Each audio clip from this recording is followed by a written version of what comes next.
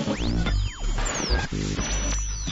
listening to the Walking Dead Enthusiasts Podcast. Your hosts, Sebastian Kubanucci.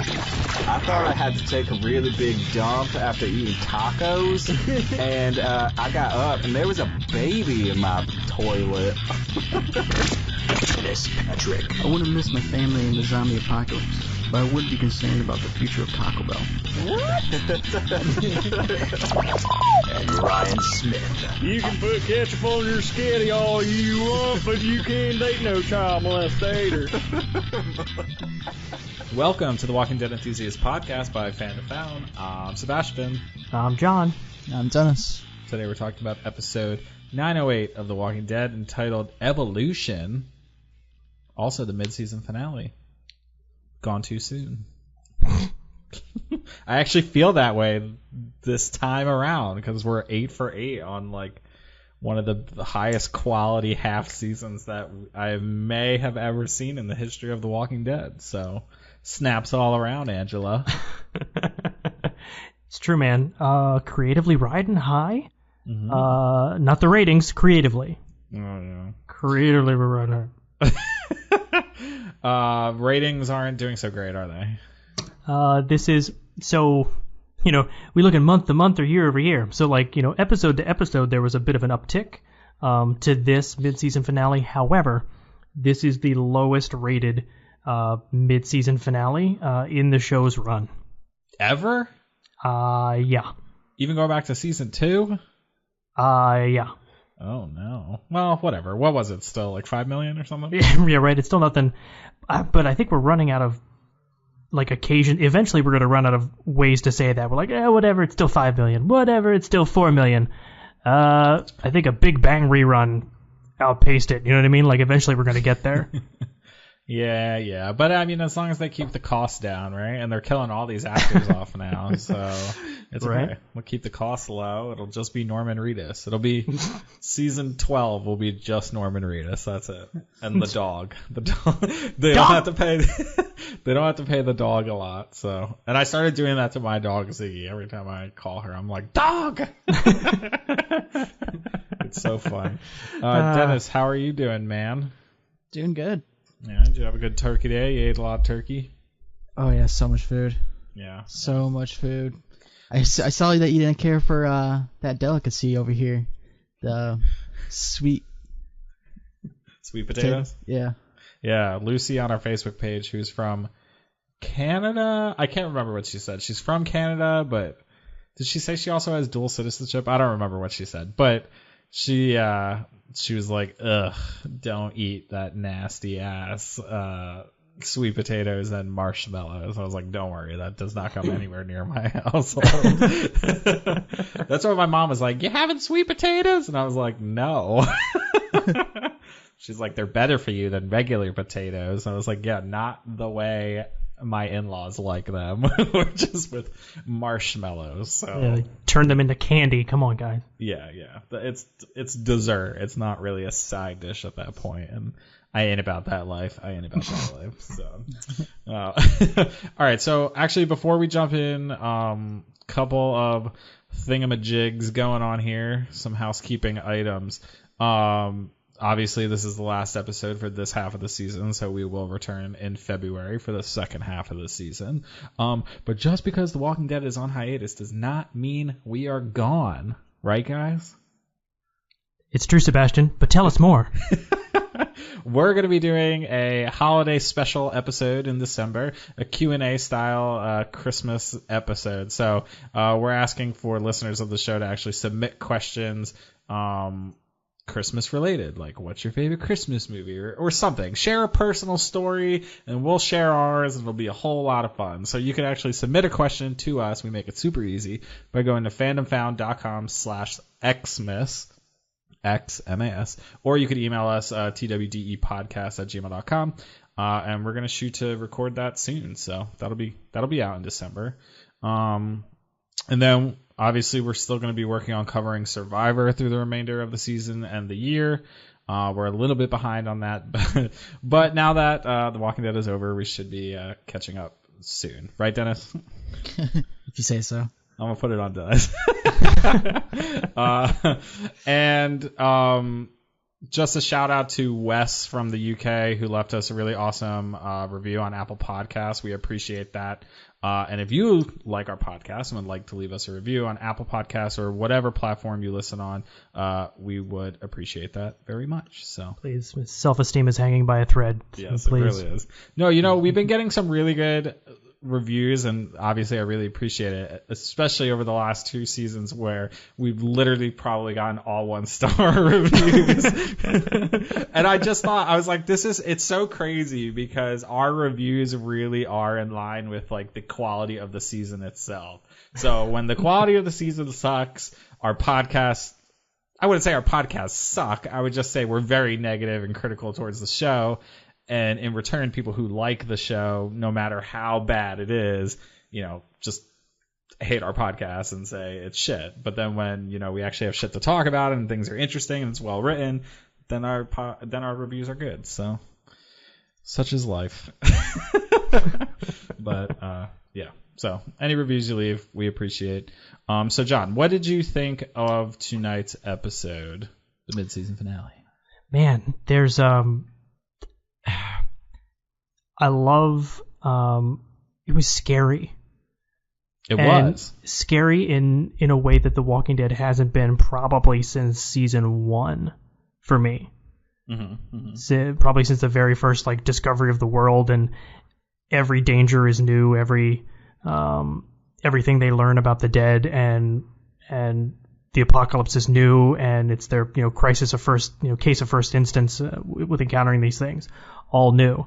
There was that kind of giddy energy of discovery and the fear of the unknown all mixed in, and then the juicy subtext of the actors behind it forcing kind of some of the narrative to happen, which I found pretty interesting in the post-show interview dish session.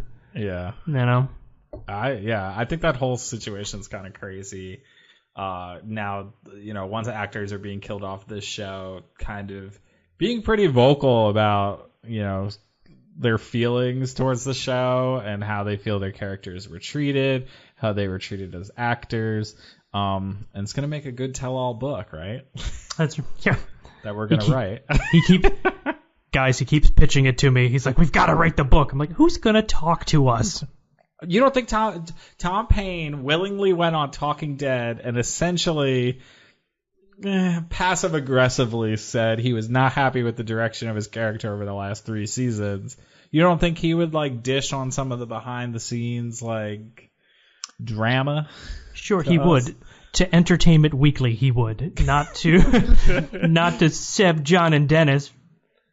Fuck off, Philly. I don't think that would happen. It's a safe place. We're a safe place. No, we're not. This ain't safe. Or Kim Dickens? Come on, how good would that drama be? We would have to pay Kim how much money? I can't afford Kim Dickens. Who can afford it? We'll get a Kickstarter. Let's start a GoFundMe. Yeah.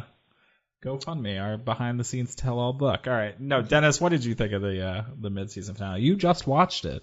Yeah, 4 seconds ago. Yeah, going on what John said, I really liked how visually they shot the episode, the whole fog situation. I could have done without any of Henry. In fact, I hope he gets killed off soon. My gosh, that was so boring. Really? I don't know where the demographic is for this show anymore. It seems like it's adolescent love interest. I don't know. It is, man. It's a cheap drama, but it's a good cheap drama. I personally, I liked it, but I thought the only part I was kind of on the fence of was Negan. I thought they did a really good job over the last couple of episodes. The little bit that they did show of Negan, building him up to be more of a sympathetic character. And then this episode, he was back to being a fucking asshole again. And I'm just like, what the fuck are you doing? And a little bit of the bad jokes and the overacting. I don't know. John, did you get that vibe with Negan, or were you cool with the way he was? I mean, god damn it, guys. Ange, you'd hit the right notes with him. Less is more with Negan. Not screen time, JDM has good presence on screen. He's interesting to watch. The most interesting he was the entire episode was when he wasn't saying a goddamn thing and just discovering things about the environment around him. Yeah. He doesn't need to be pontificating and from such an obvious disadvantaged position. It's obviously weightless. There's nothing in the suit, right? It's just puffed air when he's talking to Gabriel. And Gabriel knows it. He's like, man, fuck you. Yeah. Well, that's why, I don't know. It kind of feels silly that they would even kind of put him in this position. Maybe they were just trying to establish the fact that, they knew he was going to escape in this episode. So they want, if they made him too much of a nice guy or too much of a hurt animal or whatever, then when he escaped, it wouldn't seem as ominous and concerning for our group. Maybe they were trying to show that, Negan is out, but Negan is still the exact same way he was before 6 years ago. So everyone should be scared and everyone should be nervous. And it seems like based off of the what's to come in the remainder of season 9 with the whistling and whatnot, that they're really trying to push our group should not only be nervous about the Whisperers, but they should be very nervous that Negan has escaped his cell. I don't know. I think he could have kept that cloak of tamed personality of changed man. He could have kept it until the moment that he realizes the cell door can swing open. Mm-hmm. And then just like a coat, just take that thing off and don't need this bullshit anymore. And whoop. And I think that moment of transformation would have been far more sinister and far more powerful on screen than to see that kind of sneak preview of the remix. Yeah, I mean, I just don't fully buy it anyway. Right. what does Negan even have left at this point? I feel like we were left to believe there's no one left at the sanctuary, right? No, it's fallen, it's destroyed. Even the last saviors who were apparently on Earth, Carol burned to death. Yeah, okay, so that was my interpretation. Someone commented on our Facebook page saying, Negan will be back at the sanctuary where all of the saviors who didn't join the communities are. And I'm like, no, I don't think there are any saviors. The saviors either joined communities or they didn't. And if you didn't, you died in a fire. That was the extent of the saviors. So when they show Negan in the preview for, the next half of the season in the sanctuary, he's just returning to an empty building at this point. Right, because Oceanside selectively slaughtered anyone who had anything to anything to do with their own, I guess, genocide, for lack of a better word, cleansing. Mm-hmm. They executed them, and then the wear of time got rid of the rest of them if they didn't join communities, and then they decided to fuck with Carol, and that's a career-ending injury. Yeah, exactly. So. Yeah, to me, I just don't see him as a super threatening character in any way moving forward. I would actually personally love to see almost our characters see him out and not remotely even be scared. Just kind of laugh in his face at this point. He is nothing in this world because he has no one backing him. I don't suspect an Alden is going to see he's out and be like, oh my God, Negan, you're out. I'm going to rejoin you or whatever. You know what I mean? Right, I don't think he has any loyal following 6 years later. No, I mean, not to jump too far ahead, I guess, but, I saw him walking into the bedroom thinking, oh, man, he will get shot in the face. Oh, by Judith. Yeah, I'm like, Judith is going to cap him. Yeah. Yeah, notice that Judith wasn't actually in the bedroom, so. Right, so Judith is awake. Watching, right? Lurking. Yeah, exactly. Click, click, boom! Bye. Well, for those of you who don't know what we're talking about, and you don't watch Talking Dead, we're talking about the clip that they showed for next season, next episode 10, or episode 9. Negan is looking around Judith's bedroom or whatever. So, yeah, that's that. That wasn't actually in this episode. No, sorry guys. So. I read an interesting interview between last week's episode and this week's episode that Angela Kang actually made the conscious decision to include less Negan this season after after 2 very long seasons of bouncy Negan throughout. So she said, it was intentional that we did not include him a lot in this season because we didn't want to really exhaust fans with even more Negan story in season 9. We really wanted to get back. It was very savior heavy. Now we wanted to make it very our character driven story through the first half of season 9 and even into the second half of season 9. So I think that shows a lot of self-awareness on her part. Like I sent you that article, John, and I was like, holy shit. Yeah. Like I finally feel like someone is listening and acknowledging the fan base's criticism of this show for the last 3 seasons. Like this is all the shit everyone's been saying, and Angela Kang's actually taking that and applying it to the show. And I feel like that really speaks to why this season has been far more tolerable than it's been over the course of the last three years, basically. No, 100% agree. 100%. Yeah. So keep on keeping on, Angela. As long as we keep him toned down, even with him out, I see good things in the future. I don't imagine it going back to the way it was. So I think she has like a pretty deft hand when it comes to dealing with the shit that the fans aren't super excited about anymore. And I'm honestly pretty worried about Jeffrey Dean Morgan wanting to even be on this show anymore. I've been reading like a lot of stuff lately with stuff that he's said where he feels like the downfall of the show is with the introduction of his character, and he actually feels personally responsible for the negative reaction to the show that fans have these days. I mean, it's an unfair weight, I think, for him to take on, an unfair burden. He doesn't write the show. All right. He takes direction. He's there to communicate the business that the writers give him, that the director gives him. Sure, it's his performance on screen, but if the network was really unhappy with it, they would have gotten somebody else. If that's not what they wanted, it wouldn't be on screen. Yeah, but I don't know. I think it's like one of those situations where, to me, it's pretty clear the network just does not give a flying fuck about quality when it comes to this show. You know what I mean? So I think he probably reads the fan feedback and takes that personally, even though at the end of the day, his company or his bosses might say, you're doing a good job and you're doing exactly what we want. But if you read the fan feedback and the fans are saying, oh my God, Negan's so annoying. Oh my God, the actor that plays him, I can't stand him. Oh my God, his lines are so corny. Like, that probably weighs on you, regardless of like whether your bosses are saying good job. Sure. Oh, no, I definitely agree. That said, there's no accounting for taste in this world. So like, true. I don't know. Works for some, not for others. Right. Yeah, I hear you. I just worry, like, especially now hearing.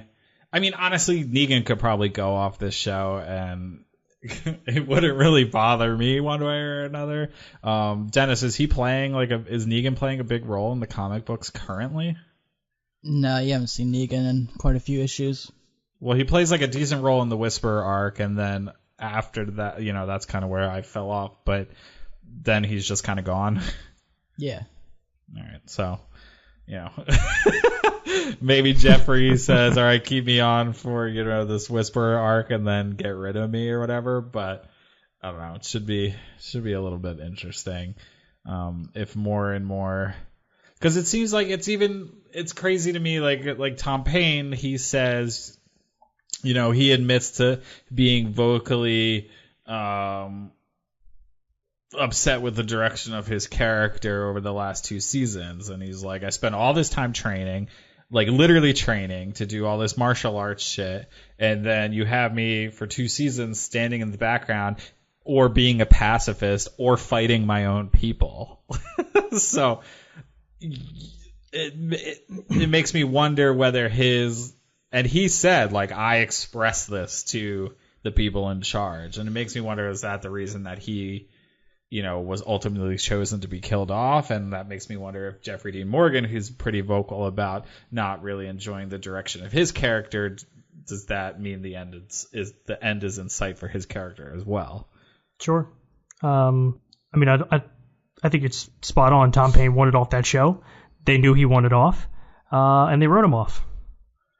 And there was no sort of, there was no, I guess, reassuring or no, I would imagine, no real discussions, with him about like, hey, we have this plan, we're going to do this, we're going to do that. It just seemed like, all right, get the kid out of here, and give the scene to Daryl. Is there some kind of NDA actors have to sign? Yeah, there's usually like a non-disparagement clause. Like you can't just come out and shit on it. That you're also hurting your friends too. You get a really good. You'll get a really good a bad reputation if you leave a production and just air its dirty laundry. You won't get hired again. But they're all doing that. Well, they're not doing it. So what's happening? Tom Payne isn't coming out and saying the show is terrible, the show is the worst. But he's not saying those overt things. He's being passive aggressive. Sure. Yeah. He's saying I was frustrated. They knew that I wouldn't necessarily be upset with leaving. That is a very different conversation than saying I hated the show. My character was used terribly. I want it off immediately. Mm-hmm. Right? Those are completely kind of different statements. Yeah. From a court of laws thing. Well, but that's what we're talking. We're talking about somebody hedging versus somebody, and we can parse the subtext of that to be like, all right, this guy was having a terrible time out there. Mm-hmm. Because if I were standing around in the Georgia heat training to be like a badass and then not be used, that would piss me off. Yeah, I know. Or like I loved his one comment on Talking Dead. He was like, I trained to do all this shit, and the only fight I got to fight in All Out War was against my own. Against Morgan. Like that was. He's like, I didn't even fight a savior during All Out War. So he did not. Yeah, I don't know. It's like one of those things too that I almost wish I didn't know, like the backstage drama, because especially with many of the deaths that have occurred over the last season and a half with Rick and with Carl, with Tom. I would like to feel like, even with Madison from Fear the Walking Dead, like I would like to feel that it was story motivated, not actor motivated. You know what I mean? And right. I feel like it kind of cheapens the story a little bit, where they try to build the story around this character before they kill him. But if it was really for the purpose of the story, not because the actor asked to be killed off, or there was some like drama surrounding that character, so the show decided to kill the person off, not because it made a good story. It was a good story decision. Yeah, I mean, I think it's a decent narrative device as a way to introduce the Whisperers. Like whoever it would have been in Jesus's place goes to finish off that walker, and he just goes dip and runs him through. Yeah. I think that's a great moment narratively. Regardless of who's the victim there. So does it have to be Jesus? No, of course not. No. He had a story-wise, he had a really important role to play in this arc. Yeah. No, I agree. I mean, Jesus is maybe the exception. Like his death could have been like anyone at the end of the day. So maybe it isn't so, didn't have to be story-driven. He was more used. Well, it was story-driven in the sense that he was used as a pawn in the introduction of the Whisperers. It would have worked with anyone. But, I guess it's more impactful that it's like this badass character who seems like he can handle anything and then is ultimately killed at the hands of the Whisperers. So, I don't know. I thought it was good all around. I'm not too upset by it, honestly. I know a lot of people are. But, he was one of those characters where I kind of lost my taste for him over the last two seasons. So seeing him go now, I'm just like, all right, whatever. There goes another one. Like, of course you did. He wasn't doing anything for the last two seasons. No, yeah. I mean, that argument could be made for most of these characters at this point. He's like the leftovers, like you put in the back of the fridge and you forgot what the fuck it was. And like 2 weeks later, like, oh, gee, and you threw it out. Ugh, I know. Don't say leftovers, because I ate like Thanksgiving leftovers. Now my stomach hurts, and I'm like, is it too long ago? Time out. We have to time out on the podcast. Seb has to go. It's only been 5 days. I feel like leftovers can last 5 days, right? Sure. No, maybe not. Yeah, it's fine. It's fine. You're probably not going to die. It's fine. Yeah, we'll see. My insides are falling out. No. So anything else here with this kind of Negan story? I don't know if there was anything to Father G really being the one who wanted to help him to pull, trying to find a piece of humanity that exists within Negan. I like that he was using the singing bowl to kind of try to zen Negan out or whatever. But were they just kind of using... We're actually getting to the point where I feel like there's so few recognizable characters within each of these communities that they're kind of forced into these interactions. This one worked for me, but other than Father G, I can't really think of anyone else who was left in Alexandria that would have this interaction with Negan. Yeah, otherwise Negan looking like, who the fuck are you?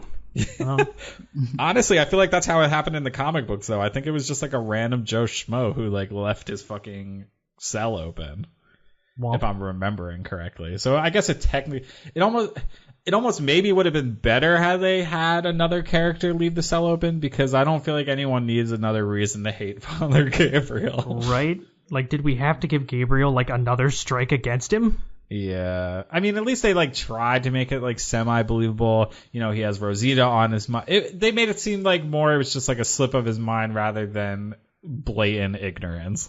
Was it him, though? I thought there was some other dude in that cell. Well, the other dude was just being a guard, and Father... Yeah, I don't know. We never really know who was actually responsible for locking the door. I would assume it was probably Father Gabriel. We may never know. The world may never know. But, well, and that with that scene, too, where he's, like, getting in Negan's face because he's all pissed off about Rosita, I was like... Father Gabriel goes into that cell by himself to change out Negan's piss pot. I was like, that seems like real risky. And on top of it, he's getting in his face and talking shit to him, and Negan's not doing anything. I was like, I'm shocked by this. And then when Father Gabriel left, I saw there was another big-ass dude standing there, and he unlocks his handcuffs because he was handcuffed to the cell. Do you think that was like intentional, the way they filmed that? I think so, yeah. Because, like, it's a nice little bait and switch there. I did like, because I liked Gabriel's lines. Like, I keep peeling away the layers here, hoping I'm going to find a person. Yeah. And I'm like, all right, Gabe. Okay, tell him. Tell that handcuffed man how you really feel. I was half expecting him to, like, hit him or something, but he didn't. I don't know. It's one of those things... I feel like, at least, we're building up towards maybe these things that Father Gabriel are doing are actually soaking down into Negan more than, like, Negan's letting on. Like, he still has this facade. We saw a couple episodes ago when Negan lets down the facade with the whole Nagy interaction where he begs to be killed. I think he's still putting on an act for Father G, and I think deep down probably how after I would assume after 6 years or 8 years, however many years it's been at this point, like the kindness of having someone come visit you on a weekly basis, because he makes a statement that Father G comes to him on a weekly basis to have these sessions with him or whatever. Like, it has to get to you. That's the whole point of prison, is it not? To reform people? One would hope. No, it's just so you can do better next time. Well, I think it's getting to him, and I think now that he's out, they're going to, play it like he's a bad person, but he will end up doing something good. Maybe Judith gets in trouble and he saves Judith. That's my hope. My hopes and dreams. Because if he goes back to talking about fucking shit molecules or whatever the fuck he was talking about, I don't think I can handle that. All right. It's gonna be pee pants city. Oh, God, so bad. So bad. All right, what else you want to talk about here? Should we talk about Henry? Start with Can we just pass that up? I have an intelligent thing to say about Henry. Go for it. All right, go. Let me hear that shine. Speaking of turds, so I liked it, by the way. So just throwing it out there, but go on. Right. No. So I think what Henry does for us is he illustrates the phenomenon. It's playing out in today's society as well. It's how no one really notices environmental degradation. Like, it happens at a pace where we accommodate and we become used to, each new generation becomes used and accustomed to their environmental norm, right? And the generation before is like, everything's different now, and the new people are like, no, this is just the way it is. It's why you can hold up pictures in like, there's like pictures of like people catching fish in Florida, like fishing for like marlins and shit, and the size of the fish keeps decreasing every year because the environment gets worse and worse, but everybody's still smiling. Why? Because this is the biggest fish that they've ever caught and that they've ever seen, because this is the norm now. And Henry and those kids, that interaction is about what the new norm is and what growing up here is like now, what the future looks like now, because they've accommodated and they've become accustomed to this. Yeah.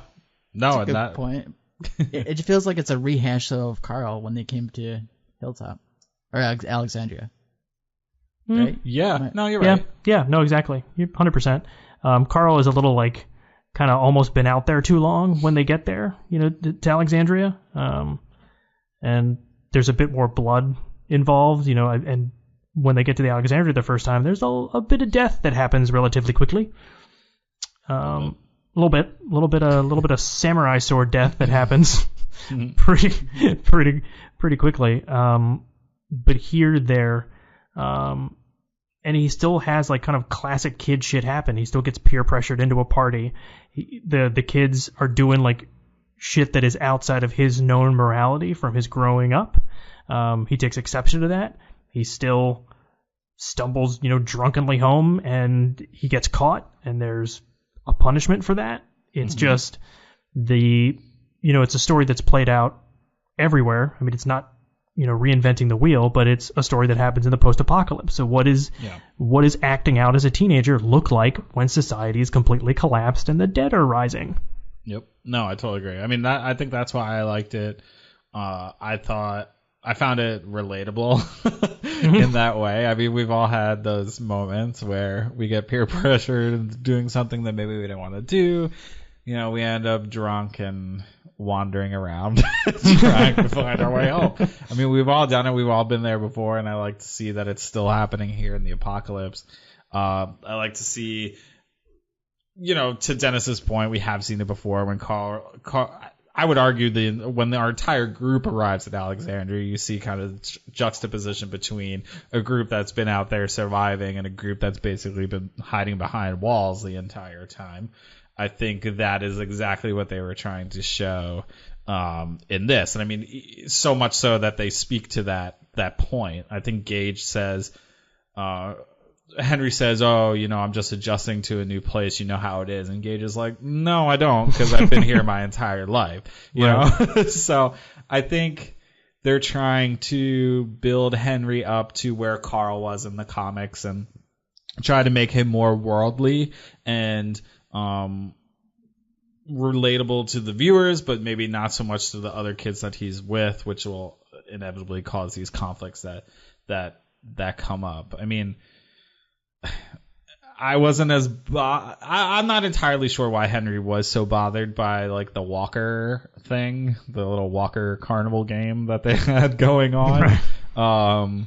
When he kills the Walker, and they're like, why did you do that? And he's like, if I had to explain it to you, then you're just not going to get it, or whatever that was. I wasn't entirely sure, like, what the fuck was he so upset about? I think that's because which version of Morgan trained him with use of that stat? No, really, like, which version? Was it All Life is Sacred, Morgan? Probably. No, then there you go. Oh, Jesus Christ. At least he didn't say all life is... I mean, at least he didn't do... Well, and that's probably to the writer's credit here, said if I had to explain it to you, I'd be fired. Oh, God. No, yeah, that would have been bad. Right. I like all these new characters. I think Gage and Rodney are probably going to be dead sooner rather than later. But Addie seems to add an interesting kind of romantic interest to for Henry, because Henry, if we're talking love triangles or whatever, Henry has Enid, who he's crushing on, who I struggle to see was aged up. you know, she's supposed to be mid-20s now and not Henry's age, but they're like totally the same age in real life. Yeah. And it seems weird to me that she's dating Alden, but I'll have to like suspend disbelief for that, I guess. Right. I'm like, wait a minute. Yeah. I don't. You can't just cut her hair short and be like, oh, you're 6 years older. You're 25 now. Right. High-waisted jeans. It's fucked up. Well, I mean, especially if you think about it from the context of she was probably his age now 6 years ago, and when you visualize Henry from 6 years ago, and he's like this 11-year-old boy, and then to like think he has a chance with Ian, it's kind of like weird, a little statutory-ish, and I don't like thinking about it very much. Right. Oh, it's just like Star Wars. What happened at Star I'm like, Wars? what? Anakin and Padme. That's true. Have you not seen the Okay. The first one, right? Yeah, the prequels. Yeah. Yeah, I guess I never thought about that because I was like younger and I was like, yeah, I guess this isn't weird. But yeah, how old is she in that movie when he's a boy? God, I have no idea. And then they end up together. There's and a bit of an age difference. There was quite a bit of an age. I kind of feel like that's this exact situation, like from an aging standpoint. Not well. The actor's not really. Kaylin Nacon is 19. Callum McAuliffe is 23. So it's about a 4-year gap. Okay, that's a little bit. I could take that. Right. As long as she's over 18, that's fine. But Right. Well, and I think that's a real important distinction to make here. Is they're not like having this thing on screen play out where there's like an underage actor and an of age actor in a relationship. Well, that's what they did with remember back in Fear the Walking Dead when right. Alicia was dating, what was his name, Jake or something? Yeah. All of a sudden she's of age. Yeah. They explicitly said she's 16 in high school, or I don't know if they explicitly said like what age she was, but they're like, oh, she's a junior or whatever. And everyone's like, Jake is like in his 20s and she's like 16. Yeah. And then I think they just try to like play it off or whatever. I forget how they did it in the show, but it was kind of hilarious and everyone totally noticed. So it's funny. It got one line, and then we're moving on. We're moving on. Happy 18th birthday, Alicia. Like, wait, what? She stayed back a year. Come on, guys. So, yeah, I mean, to kind of exhaust the Henry conversation, it's fine. He's working in the blacksmith. Earl wants to ship his ass back to the kingdom, but ends up giving him a second chance, which I think probably aligns pretty nicely. It would be a little bit hypocritical of Earl if he kicked Henry out for this minor indiscretion when Earl tried to kill Maggie. Well, but he doesn't mean to kick. He's calling his bluff. He doesn't mean to kick him out. I think it's an opportunity for Earl to be a father again. Yeah, which I like. I like that. Yeah, I like that these characters who they didn't really amount to much in the comics end up being more of a significant is maybe not a good word, but has more than a minor role in the show. While they're killing all the major characters from the comic books. Yeah, that's fine. That's fine. Earl is way cheaper than Jesus, all right? Hey. So, and Magna, Magna's already done more in the show than she's done in the comic books this entire time. So that's nice to see too. Get that woman all the screen time we can, all right? Oh, God, I know. Do we have to start a change.org petition? What do we have to do? I'm shipping myself and Magna. She wouldn't be into me, though. All right, so what else we got here? I don't want to talk about it, all right? Moving on. We got Michonne, Sadiq, and Magnus group arriving at the hilltop. I thought this was one of the most interesting parts of the episode. It gave even more context to what's been going on between the communities, and it's still continuing to tease the whole what happened and what went down over the last 6 years that explain why everyone isn't getting along. And if anything, I feel like this shows that majority of the people just aren't getting along with Michonne. specifically. It seems like everyone else is kind of okay with everyone else, but it seems like everyone has a problem with Michonne specifically. Like, what did she do, man? I don't know, but Tara was not happy to see her. She didn't even give Michonne a smirk. And who knows the last time they've seen each other. It seemed, I would assume probably it was 5 years they haven't seen each other, and Tara does not look excited to see her at all. Carol literally sees her from a distance. Michonne smiles, and Carol just straight up and turns around and walks away from her. So clearly there's a lot of drama that happened there. Yeah, and I mean, and Carol's relationship with Michonne now appears to be the warmest of them all. Yeah. Which is sort of saying, and it's still like very low on the pilot light kind of thing, because Carol is still able to say, like, it would be wonderful if you basically allowed these communities to come together, or at least support us in what the kingdom is trying to do. We need the help, and Michonne still turns her back. Yeah. Right. Yeah. I think Tara seems to take issue with whatever the event was over the last 6 years. I think Carol's issue with Michonne specifically stems from the letter that she references was sent to Michonne that Michonne basically ignored and didn't respond to. So I don't know if Carol is like actively involved with whatever the drama is between the Hilltop and Alexandria. I think the kingdom has its own issues with Alexandria that maybe are separate from, we'll say, the X scar on the back, whatever caused that situation. There might be two different things happening there. Yeah. You know what I think is kind of bizarre, though, in hindsight? Like, it doesn't appear that Michonne has gone to the Hilltop in a number of years. It doesn't seem like she's had contact with any of these people in a number of years, right? Mm-hmm. Yeah. I find it strange that she would offer up the Hilltop as a place for Magda and her group to live. Right? It's like, and especially in the context of this episode where Michonne basically tells Carol, we all need to take care of ourselves at this point. I need to take care of Alexandria. You need to take care of Kingdom. Tara needs to take care of Hilltop. Like, we're all in this for ourselves at this point. And then I find it ironic that she would take Magna's group and try to offload them onto the Hilltop. Like, it almost seems like it's more of an insult than anything. Right? Like, we ain't going to take you, but these soft bitches over at the Hilltop, yeah, they'll take you. Well, it makes me wonder, too,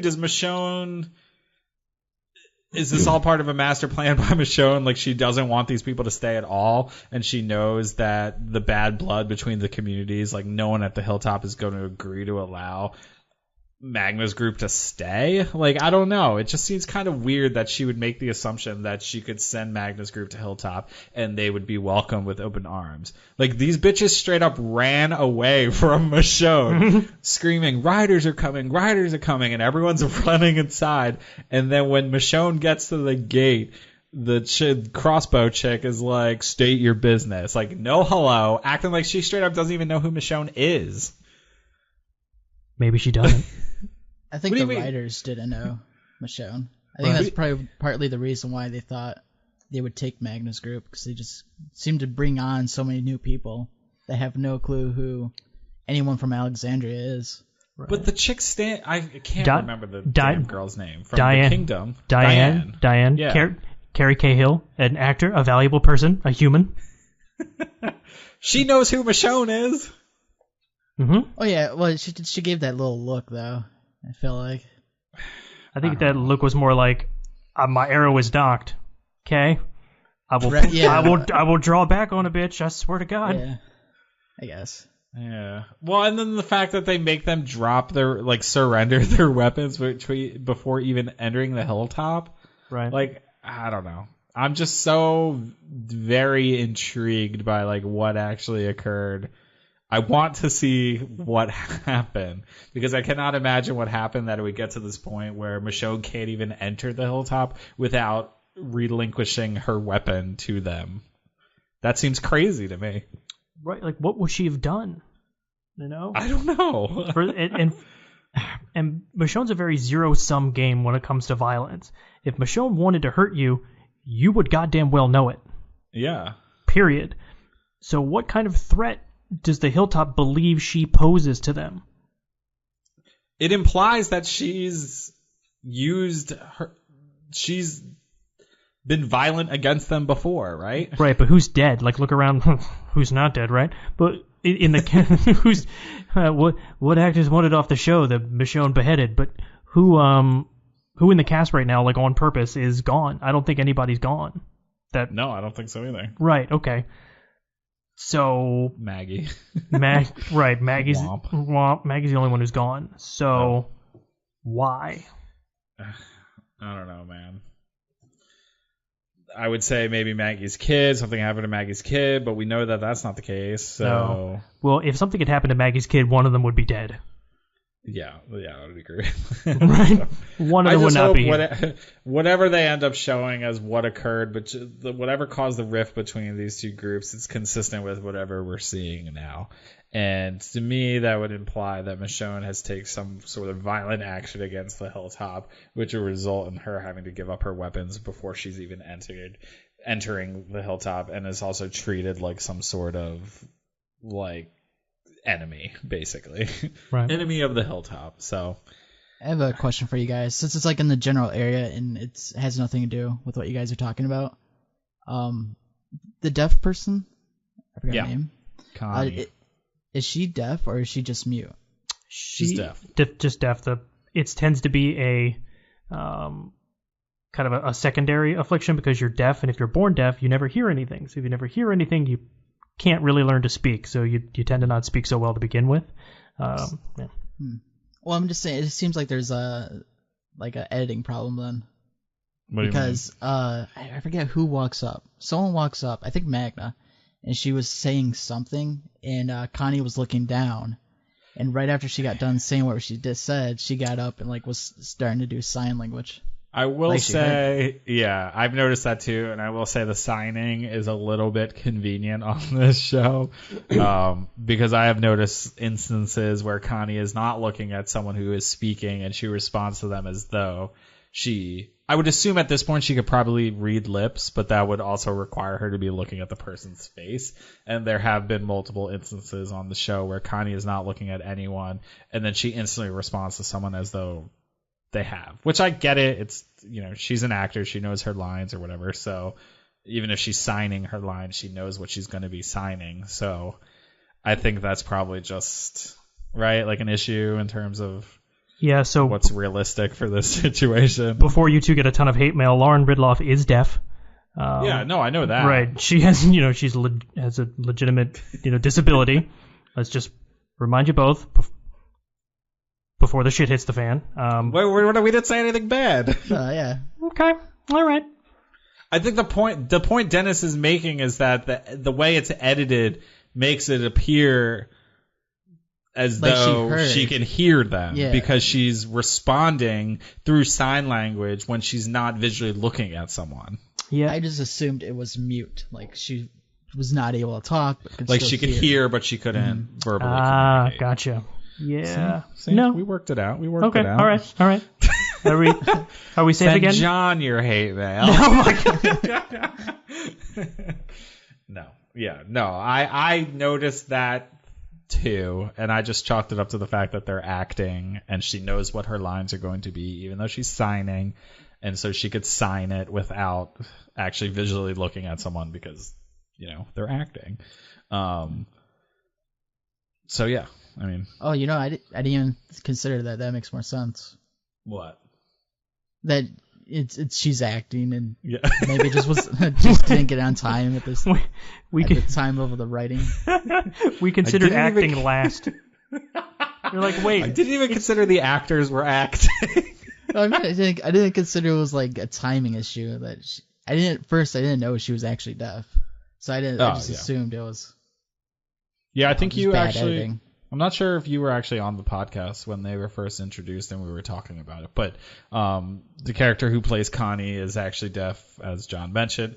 And then her like female sidekick in real life is actually hard of hearing, so she also knows how to sign, but she can speak, and I guess she can partially hear some things, but she had an interpreter on Talking Dead as well, so Yeah. it was interesting and quite different for the Talking Dead, but yeah. So what else I forget what we were talking about before we had to clarify some things before we got some hate mail. Before I derailed us. Hey. Speaking of Talking Dead, I thought it was hilarious that they made an official statement on Lauren Cohan's character Maggie on the show and where she's been, because apparently people have not been picking up context clues as to where Maggie is in the show. Yeah, well, they've only devoted like 2 lines here and there to it, like she went to see Georgie, and then I guess if you're like up getting your popcorn, or if you're in the bathroom when the show starts, you missed it entirely because it was never apparent in Andrew Lincoln's last episode, 905, what Maggie was going to do or where she was going. Yeah. No, I agree. I mean, obviously it says the show is doing a bad job of communicating these things. If you have to make an official statement on the show's after show, I think it's kind of hilarious. And Chris, did you watch that, John? I did, yeah. You heard what Chris Hardwick said. He made a statement after the official statement, was basically like, oh, I had no idea like this was happening. Right. You remember that? Right. I don't get the inside scoop, guys. Yeah. Well, and then they went to commercial break and he came back and he clarified his statement. He was like, well, when I said I had no idea that this was happening, I meant I forget exactly what he said, but he was already worried that people were going to jump down his throat, like playing off like he didn't know Lauren Cohan was going to be leaving the show, because the entire fucking world knew after all the drama that was going down. Right. He's like, I just didn't know what episode it was going to be, so I didn't know that was her last episode. And I was like, all right, Chris. I see you, Chris. I see you. All right. Put on his dancing shoes. He's on like high alert these days, after all the shit that he went through during the off season. He's trying to do anything to they're finally live again. The show is finally live. They're not getting death threats on the Talking Dead hotline or whatever. So right. But his banter is noticeably different still. Yeah. I feel like he's finally getting back into it a little bit more, but our society, we all have ADD, so right. Forget about things pretty quickly. Also, an interesting note here too. I think we were talking about it, John, one of these weeks prior, that Maggie is officially done for the remainder of the season with a possible return in season 10. I guess they're still negotiating that or trying to determine whether she's returned. But apparently they worked out the story both ways. If she for planning season 10, they said if she returns, we have a story. If she doesn't return, we have a story that works as well. So that's nice that they're actually considering all the options. But one of the interesting things in an interview, Tom Payne, who plays Jesus after being killed off, he made a statement that sort of confirms that he's going to be returning for another episode, which should be the flashback episode. Well, we'll finally get the story of what the hell happened. Yes. So, and that actually ties in with the Spoiling Dead fans who release all the spoiler rumors or whatever for the show. They weren't entirely sure whether Tom Payne was killed off in episode 8 or 9. So I think this explains that possibly episode 9 is gonna be that flashback episode, which would be a nice way to kick off the season, in my opinion. They can't this. It's already starting to get a little bit old for me, and I'm like, all right, I'm kind of itching to find out what happened. How much longer can you hold this over our head without, divulging any details whatsoever? So I think episode 9 would be kind of a nice intro for that to come back to and get kind of the answers to those questions that we've been wondering. Yeah, it better be called "What the Hell Happened." I'm not sure what it's called, but I think it's called like Entry Point or something like that. Gross. I could totally be. Oh no, it's not called Entry Point. So I'm like, it's the wrong tab, Seb. Close that tab. Don't keep that tab open. It's called New Enemy. See, I got my E's mixed. Enemy, entry, sure, yeah, same. Well, it's interesting too with Tom's statements, and I'll link to this interview with Tom in the show notes, fandomfound.com. It makes it sound like Lauren won't be in whatever flashback we see. Yeah. So her character will already be gone at that point. I don't entirely know how that's going to work out, especially if she left as a result of whatever occurred. Maybe she didn't. Maybe she chose to leave beforehand. Who knows? Yeah, I just think it misses a really key opportunity just in general, and I hope AMZ's learned a pretty powerful lesson from this. Not just from, Andrew Lincoln's exit, because Andy was tired and he wanted to see his kids and his family, but they dicked around with a contract with an actor who is in demand, whose star is frankly on the rise, and chose to deal with her like Hollywood has traditionally dealt with women on screen, which is dick them around and pay them less. And I'm pretty happy with what Lauren did in proving her worth, and just fine. You don't want me? No problem. I'm going over here. See ya.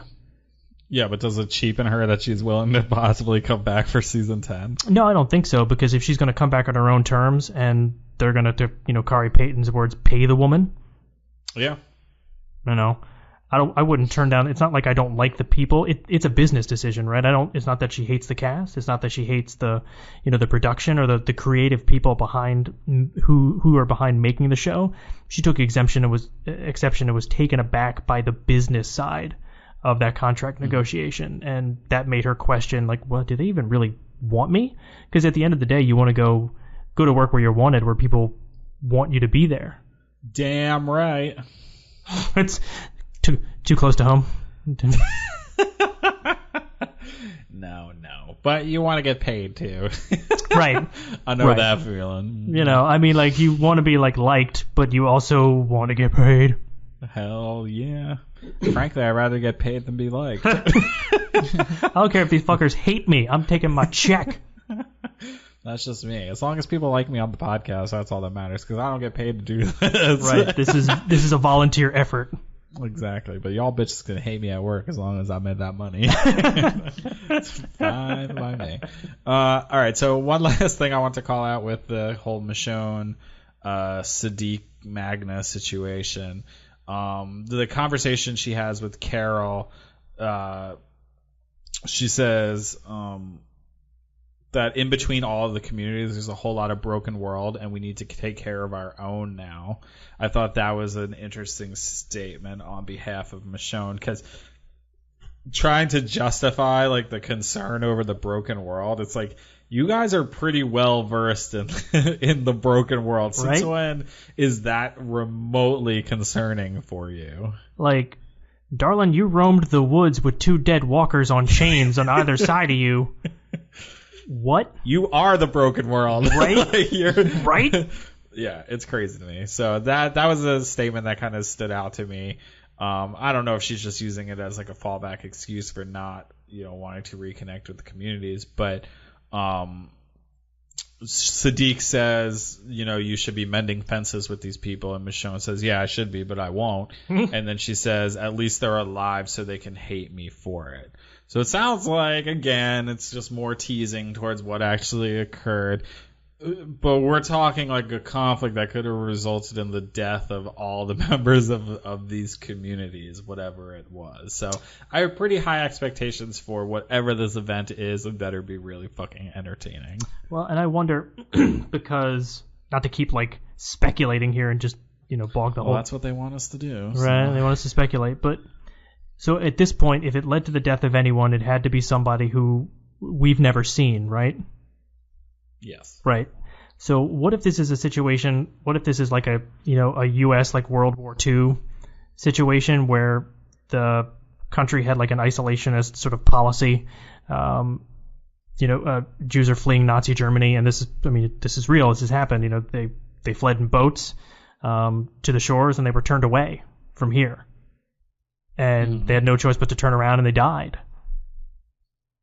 Okay. So, what if they're trying to like hint at that similar like semi-nationalist kind of philosophy? Because that's essentially what she has, what Michonne has. Us, us first.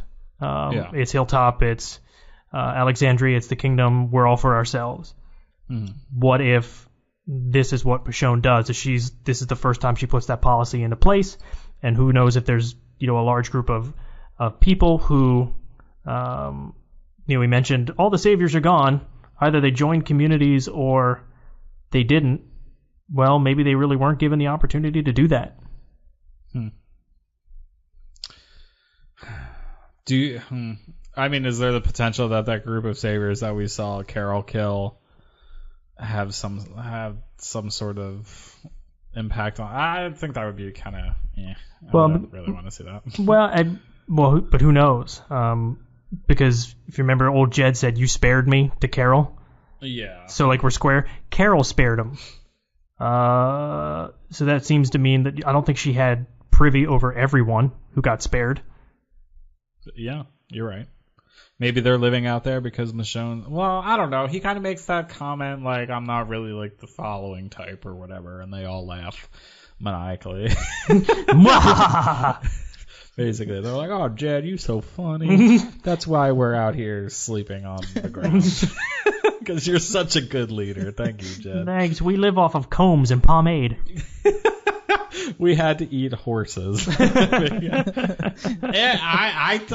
actually think it's kind of hilarious that Jed had the following that he did. I'm like, right? What is he selling? Like, what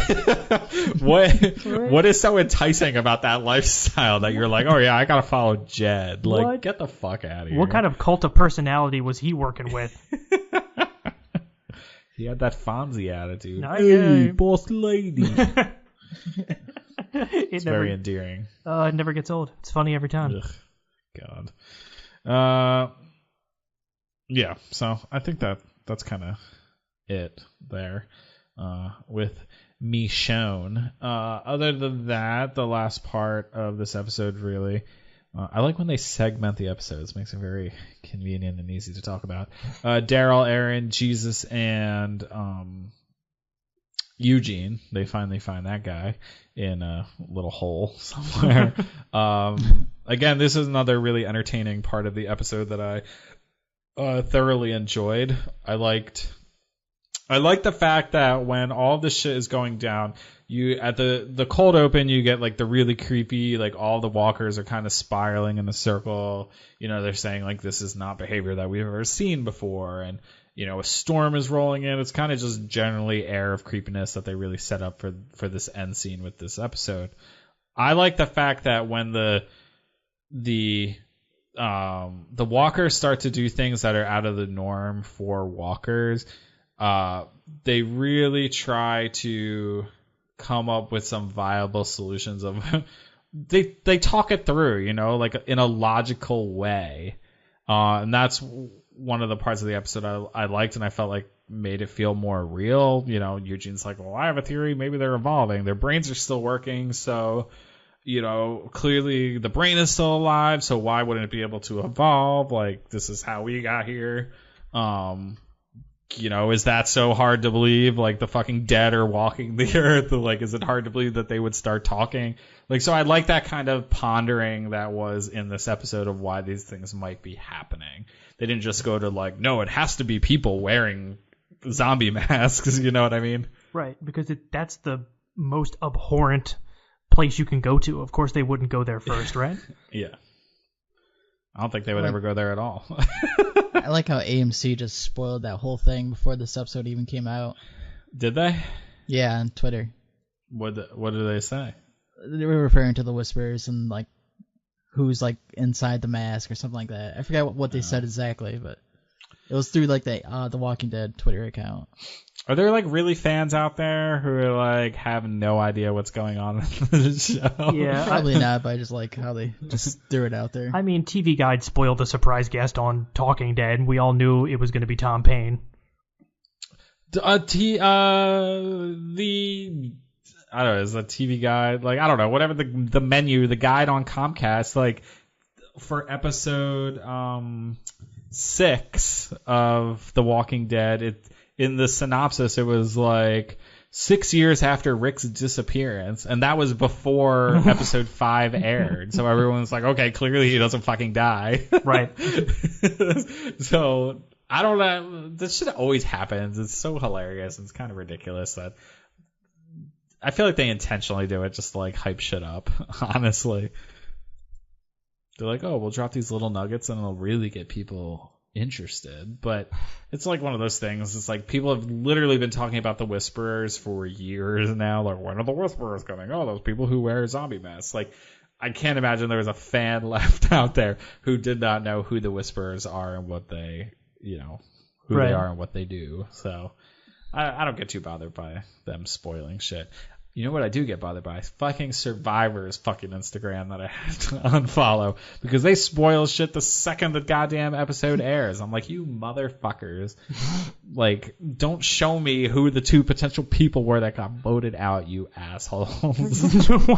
Piss me off. Sorry, I had to rant about that because they keep doing it, and then I had to unfollow the Instagram account. So. Abrupt diversion.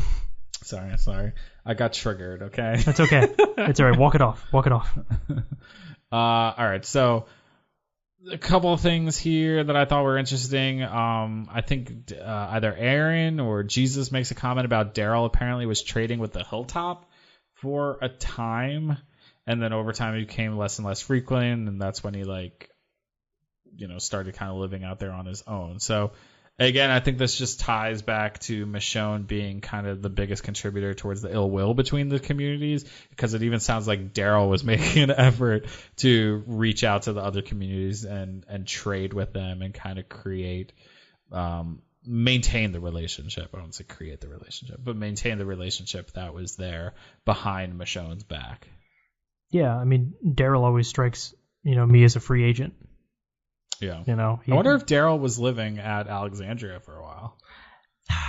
I think that's what we're led to believe in, 906? We're led to believe that, he was there for a time, but he just kept searching for Rick longer and longer periods and then just never came back. Yeah. Poor Daryl. Poor Mr. Dixon.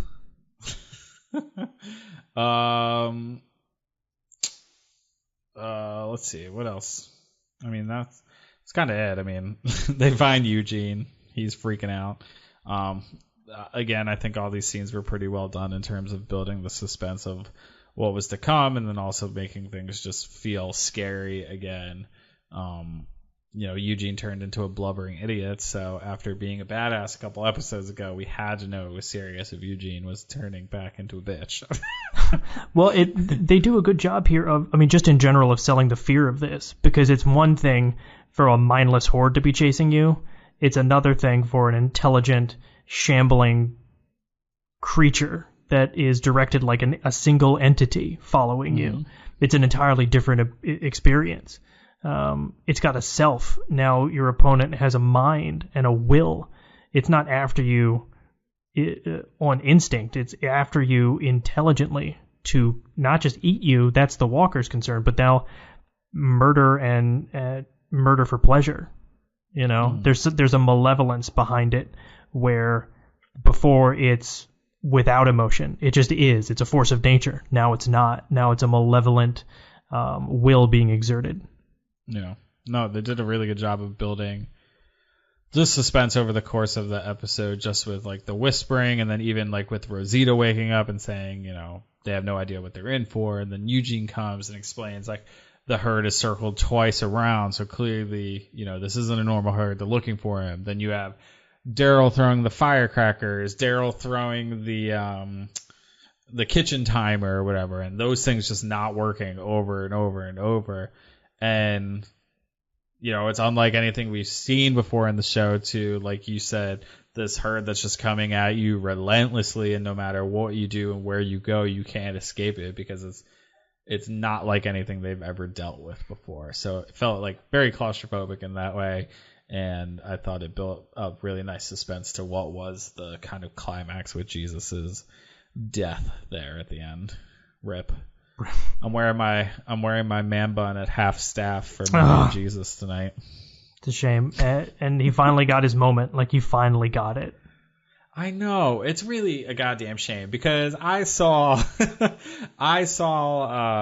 previews for these last couple of episodes where Jesus is doing these like slow motion fucking backflips off of walkers and stabbing them. I'm like, oh my God, like this is the Jesus that we wanted as fans for the last 3 seasons. And we never got it. We got it at his intro and like that was it. And, to really get that at least once in the show, it was nice to see. We actually got a message from Dan. He said, he said, Jesus is Jesus. Boy, was it finally good to see Jesus be a badass once again.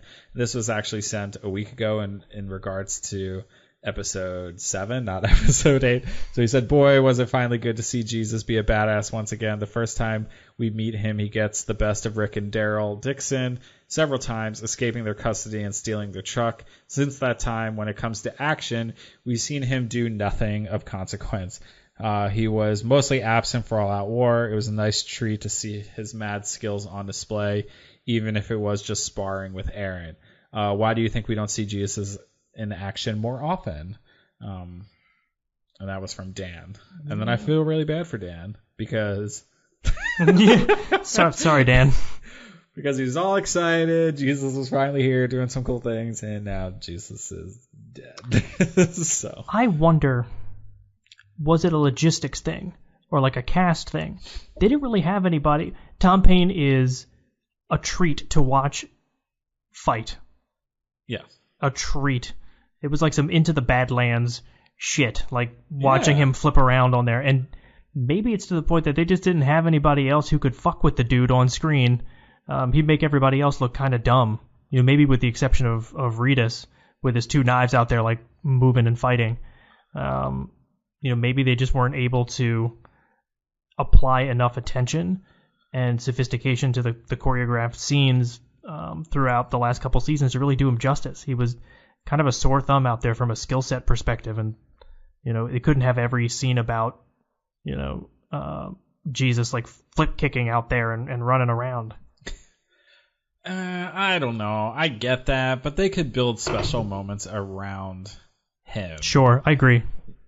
He was just very underutilized. I mean, like, they had a choreographer for fucking Morgan's staff routines. Yeah. I think you can get a choreographer for these fight scenes and make them cool and realistic. Get a couple of stunt guys who are dressed as zombies and, like, do some fucking cool things with them. Like, come on. Like, you had a war last season where Jesus didn't fight anyone except his own person. Like, that's just crazy. And as an actor, I'd probably be really pissed off too, especially when the fan base is just fucking laughing in your face all the time. I get it. He's supposed to be the most capable fighter that they have. And they made him a pacifist. Yep. This is the thing that they do on this show. Sorry, I don't mean to cut you off, but now I'm going to go on a rant. Nope, do it. Because this is exactly what they did with multiple characters throughout this show. They've dumbed down so many good characters from the comic book. They did it to Tyrese, and for whatever reason, any person who's supposed to be a badass fighter in this show, they turn them into a pacifist. And I don't want to kill anyone. I just wanted everyone to get along. Like, they did that with Tyrese. They did that with Jesus. They kind of did that with... They didn't kind of do it. They did it with Andrea. Like, they've done it with so many characters going back to season 3. Like, Andrea literally dies saying, I just wanted to bring everyone together. Blah. No. She was a badass bitch in the comics. Tyrese was a badass dude in the comics, and they just fucking make them little pussy babies in the show. I don't understand why they do it, but they do, and it sucks because it should be so much more than it is. But that is Gimple. Yeah, that was the lone point I had to add to that, which is who was the showrunner at that point. Well, the Andrea days it wasn't Gimple, but It was Mazzara, who's not much better than Gimple. Yeah. But yeah, no, Gimple was solely responsible for that one, and that's why we got 4 seasons of Morgan being a pacifist. Like, it's just all just dumb shit. The more I think about it, the more I'm just like, oh, this guy, I don't know why anyone ever had faith in him to do anything for this show. He basically was able to recycle the same storylines over and over and over for 5 seasons straight, and somehow people kept watching. I don't understand. Well, they kept watching until they didn't, and now we're in a situation where the narrative is actually exciting, and the people that left, guys, if you have your friends out there, and I'm sure you're already talking to them, like, it's worth it to watch this, because it is now. These episodes, this first half of season 9, probably the most worth it season to watch of The Walking Dead in at least 4 seasons, at least. Oh, I fully agree with you, but the response I get from anyone, they're like, oh, that show's still on, blah, blah, blah. And I'm like, yeah, it's actually really good this season. They just look at me. And then they roll their eyes and they're like, okay. And I'm like, no, I'm serious, I swear. I know. I'm like the boy who cried wolf. I've been complaining about this show for fucking 3 years, and now no one wants to listen to me that the show is good. I basically invalidated my own opinion based off of my opinions over the course of the last 3 years. Well, so I mean, what else are they doing with their time? They just watching reruns of The Good Doctor? They sitting in a dark room waiting for Game of Thrones to come back? Like, you can tune in for like 40 minutes and give it a shot. There's a lot of other good shows out there now, man. Sure. Too much competition. It is. It's everybody's got a show. Everyone's got a show. Some of us got 12. It's true. I'm watching True Detective season 1. Have you is this your first time through? Yeah. What? I know. Everyone. I tried to watch it a couple of years ago or whenever the hell it came out, and it kept putting me to sleep. It is oh my god, it's so good. God, it's I thought so. Speaking of True Detective, the last episode I watched, episode 4, is where they kind of shot that 6-minute continuous shootout scene or whatever. Mm-hmm. To me, it would be fun if The Walking Dead experimented with things like that. That scene from True Detective was so effective in building tension and, generally just made me feel, nauseous. I'm like, oh my god, this is how people live. And then just the way they shot it with just a 6-minute continuous kind of, no editing or whatever to the scene. That would have been a nice way they do this fight scene with everyone in the cemetery. It's just a kind of first person POV, running 5-minute thing where just kind of everything feels really boxed in. You kind of feel like the walkers are coming at you, the viewer, and then everyone's doing these cool things. I would love to see the show experiment with kind of different types of filmmaking to make things a little bit different for this show, but True Detective and The Walking Dead are not really comparable. Right. So one could hope. But I mean, if you don't have a director like Greg Nicotero and you hire a legitimate director to direct The Walking Dead, maybe they do experiment with cool things like this. Because wouldn't you think that would be a cool way to film this scene with Jesus and Daryl and all of them in the cemetery? Oh, I 100% agree. I would have loved to have seen almost like the walkers as that intelligent herd, as almost like a pack of hyenas slowly trying to needle down their prey, and just the slow, steady degradation of their, not just their will, but the body's response. The fatigue sets in. They start to get a little sloppy. Jesus is doing all of his kung fu shit, and he starts to slip up, and the effort of it is taking its toll, and he gets imprecise, and you see the desperation creep into them that, fuck, that there's too many. We can't actually muscle our way through this. Getting this gate open is our only way out. I'm not even strong enough to move this gate. And then you have Michonne, and then you have Magna and crew come in, and it's a much more of oh, they just saved their lives moment. Mm-hmm. More than that. Yeah. If you had Cary Fukunaga, who directed all the episodes of True Detective season 1, sure, maybe you make that happen. Yeah, that's not gonna happen. No, negative. That would require lots of money. Don't come cheap. Nope, it does not. Well, the way they did it with Jesus in this show, I think the way Tom Payne explained it, and I don't necessarily feel like this was conveyed very well on the show, because I viewed it from the perspective of Jesus was kind of staying behind for what appeared to be no reason. Right. I don't know if you got that impression, but the way Tom Payne explained it is when he tells Aaron to go, like, he's got this, it was almost coming from like a bit of a cockiness standpoint. Like, I've been cooped up in the walls of the hilltop doing this kind of leadership thing that I haven't been wanting to do. Our training sessions with each other are like this time for me to kind of get out there and spread my wings and do my thing that I enjoy doing. And Jesus took this as an opportunity to stay behind and kind of like flex his muscles a little bit. That was his interpretation of it. So when, he didn't perceive there to really be any danger, he was just basically practicing, kind of like we saw Michonne do, a few episodes ago when she was just going out at night doing what she was doing.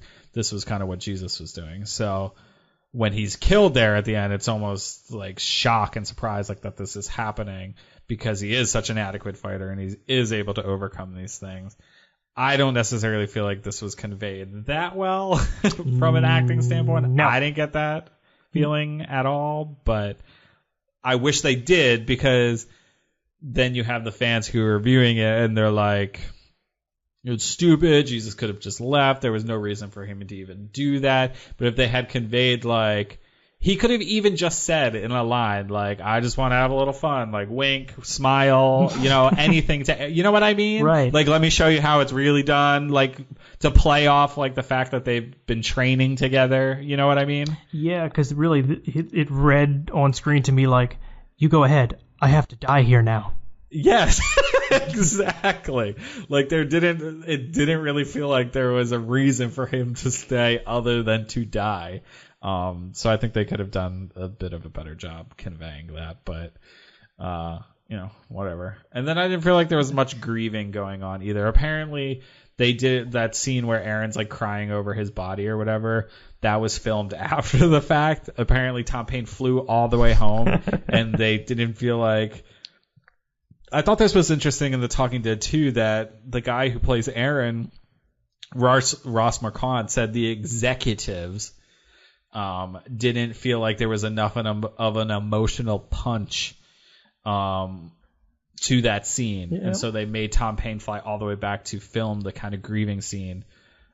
I was interested by his word usage of executives. Yeah, it's called a network note. That's a thing. Okay. So when when you film a season, you got to send it to the network and they've got to approve it, otherwise they won't show it.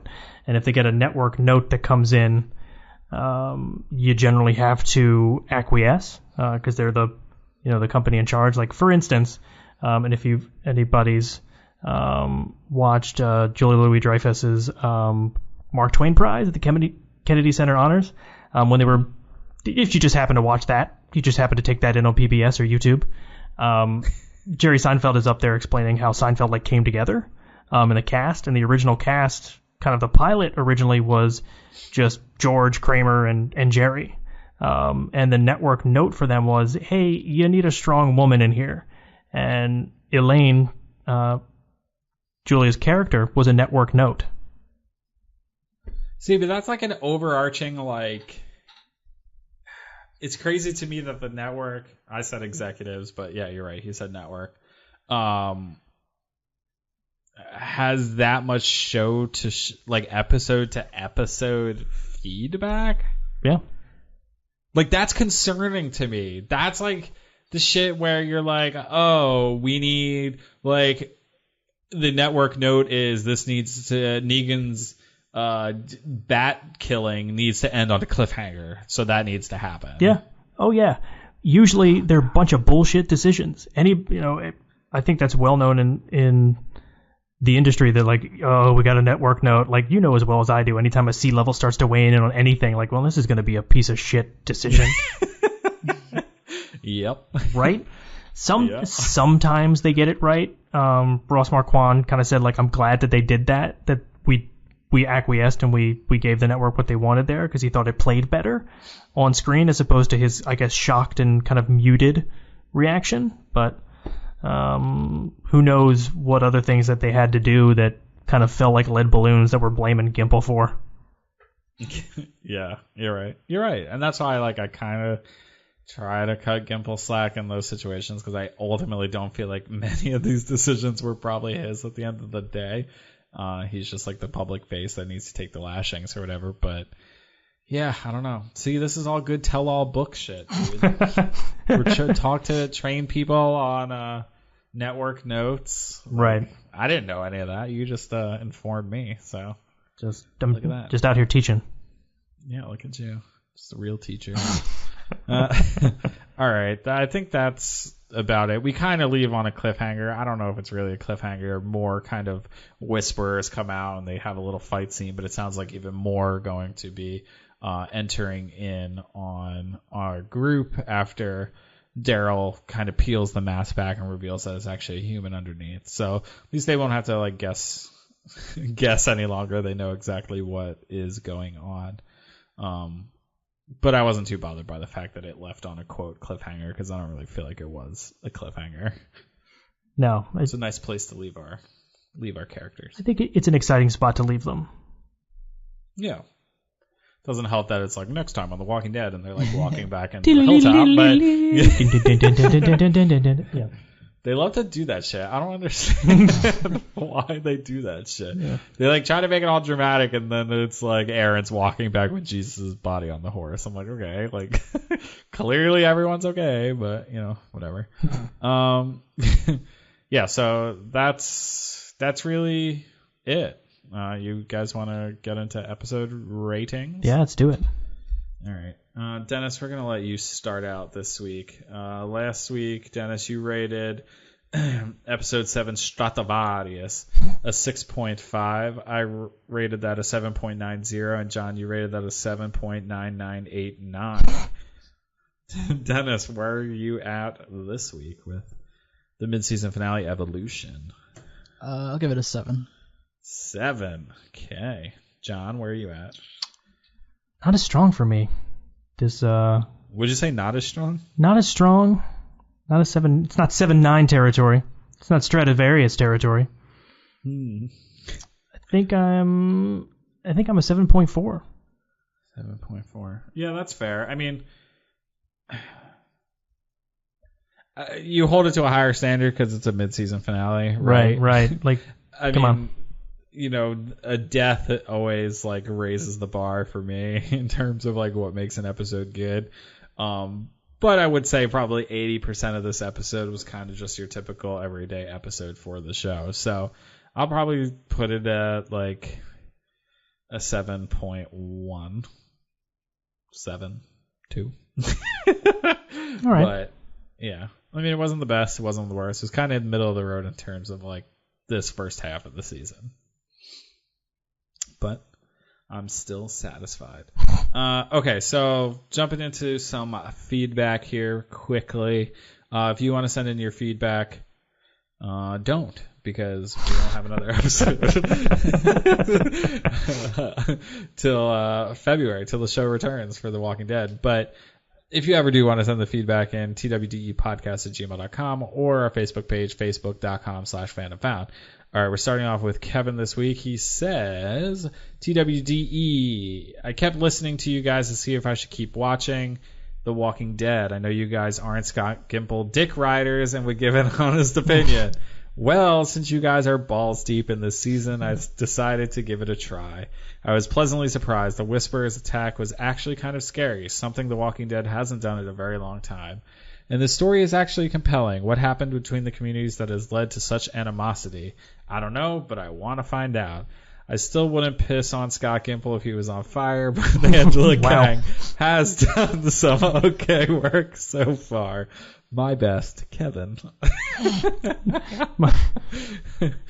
Poor Scott. Right. Do you think he has like security cameras all over his house?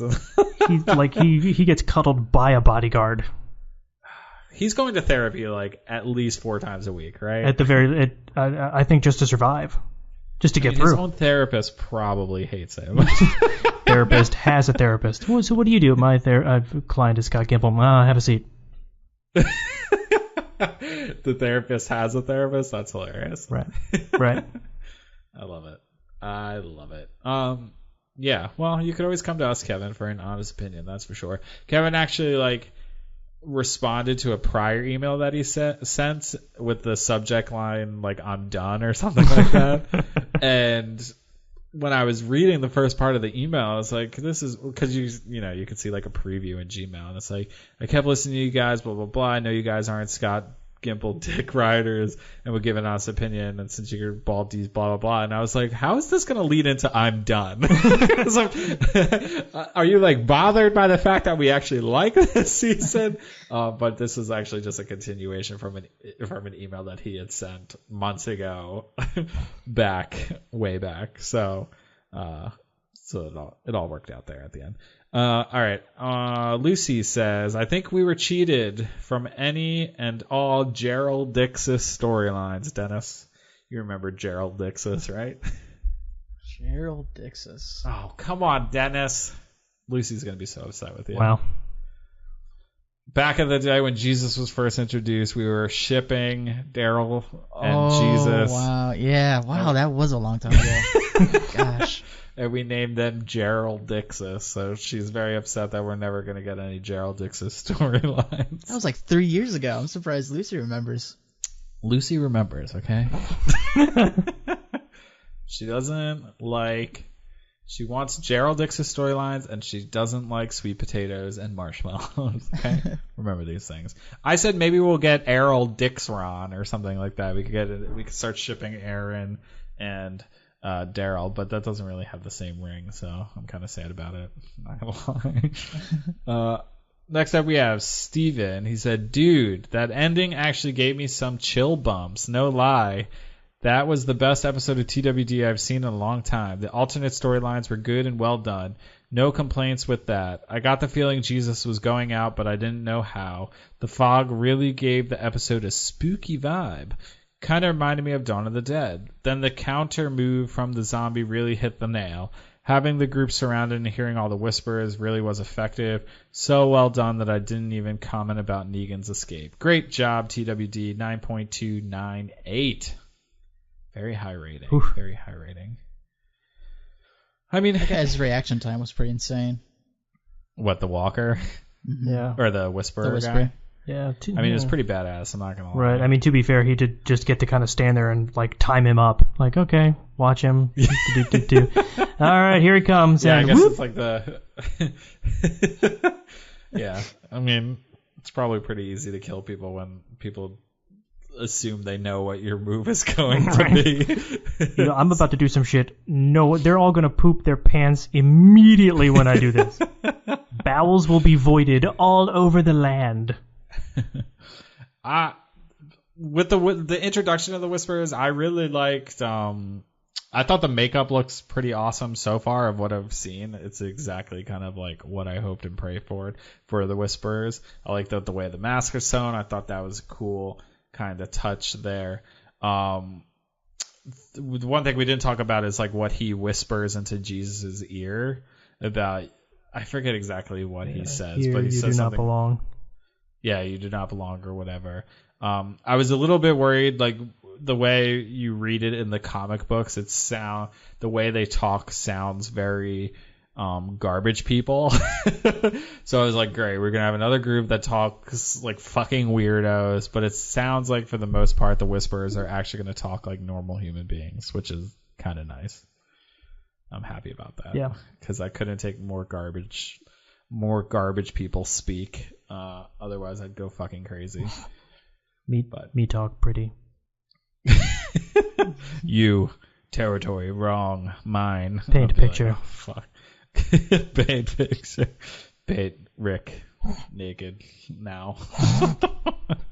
Bring smoke. So bad. Yeah, we'll get more of that in the movies. Okay, plenty of time for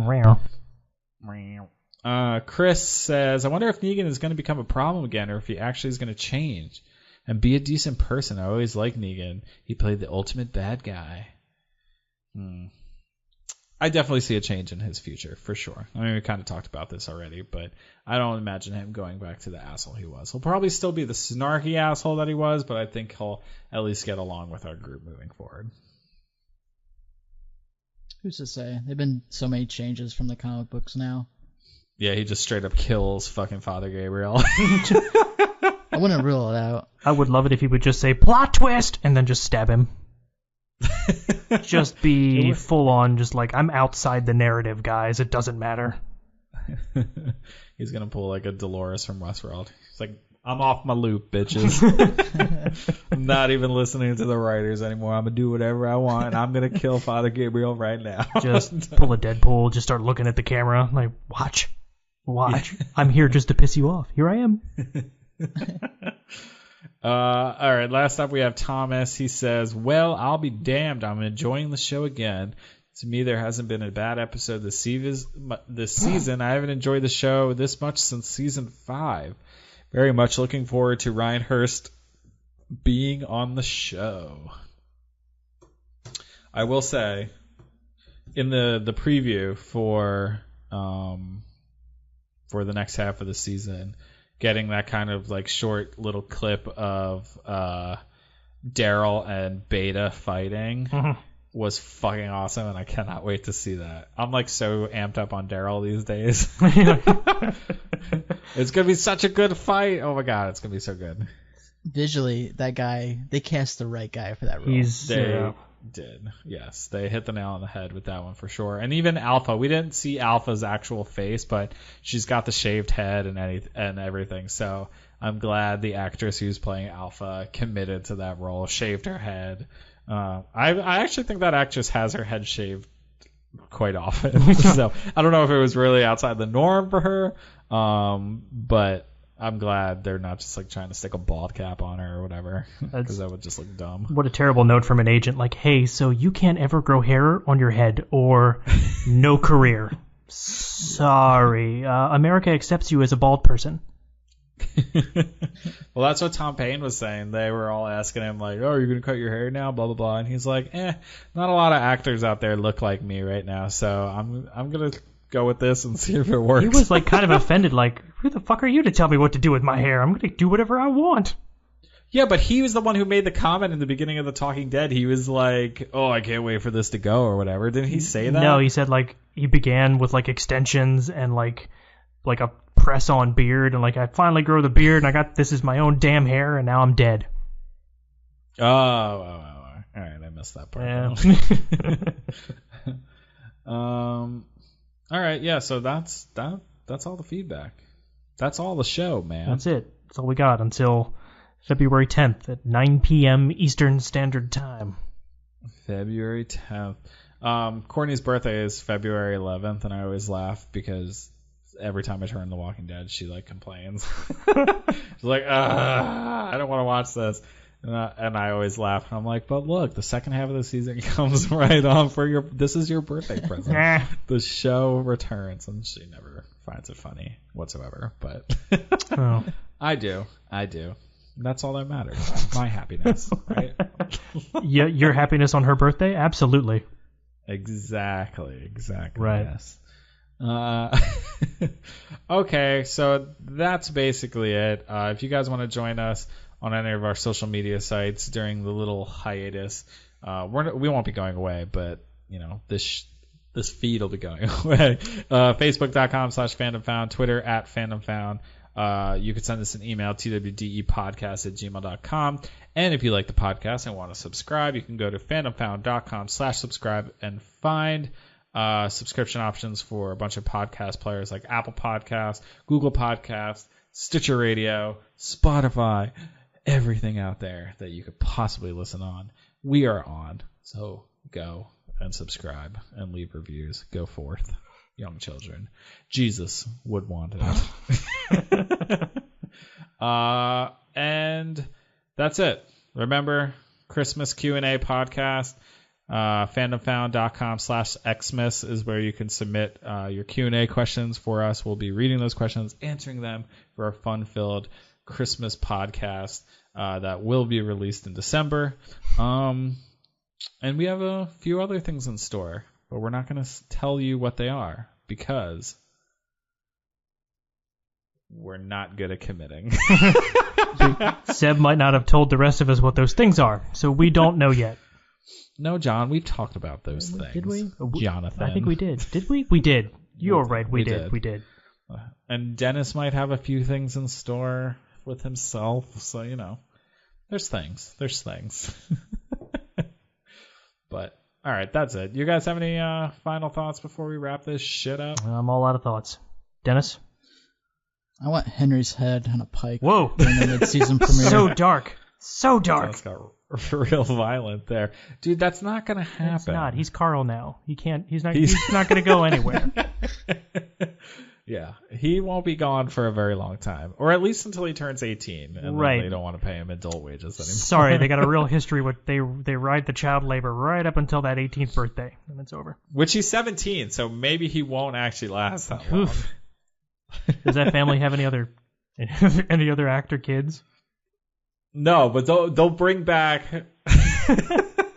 So they had Maxon playing young Henry, and then they brought in aged up his older brother Matt to play older Henry. Now they'll just kill off older Henry, and they'll bring back Maxon just to keep him 17. Do you think they could get away with that? No,